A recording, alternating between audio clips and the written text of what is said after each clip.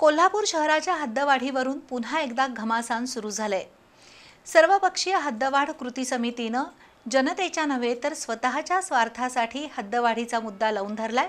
त्यातून ग्रामीण जनतेच्या स्वाभिमानाला ठेच लागेल अशी अक्रस्ताळी वक्तव्य होत आहेत।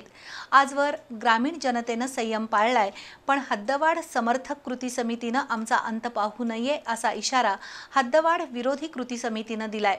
तसंच पालकमंत्र्यांना घेराव घालण्यापूर्वी 20 गावातील सरपंच, उपसरपंच आणि सदस्यांच्या सुरक्षेचं कड भेदावं लागेल असा इशाराही देण्यात आला। सर्वपक्षीय हद्दवाढ कृती समितीने पालकमंत्री प्रकाश आंबेडकर यांना गनिमी काव्यानं घेराव घालण्याचा इशारा दिलाय।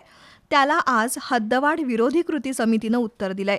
उचगावचे सरपंच मधुकर चव्हाण यांच्या अध्यक्षतेखाली आज 20 गावच्या सरपंच, उपसरपंचांनी कोल्हापुरात पत्रकार परिषद घेतली। त्यामध्ये हद्दवाढ समर्थक कृती समितीच्या कार्यपद्धतीवर कडाडून टीका करण्यात आली। या समितीने कोल्हापूर शहराच्या विकासासाठी नव्हे तर स्वतःच्या विकासासाठी हद्दवाढीचा आग्रह धरलाय असा टोला मधुकर चव्हाण यांनी लगावला।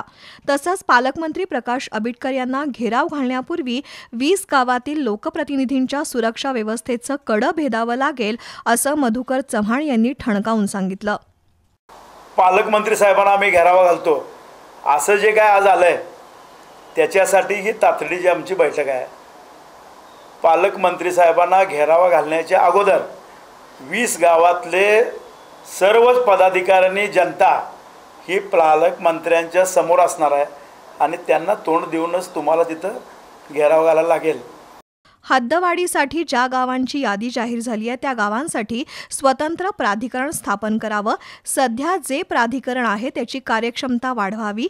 हद्दवाढ समर्थक कृती समितीने कोल्हापूर शहराला भेडसावणाऱ्या नागरी समस्या सोडवण्यासाठी लोकप्रतिनिधींकडे पाठपुरावा करावा असंही पत्रकार परिषदेत सांगण्यात आलं। यावेळी सुमन गुरव, उत्तम आंबवडेकर, सचिन चौगुले, शशिकांत खवरे, संजय शिंदे, संदीप पाटोळे, अजय भवड, संग्राम पाटील, विश्वास गुरव यांच्यासह 20 गावचे सरपंच, उपसरपंच उपस्थित होते।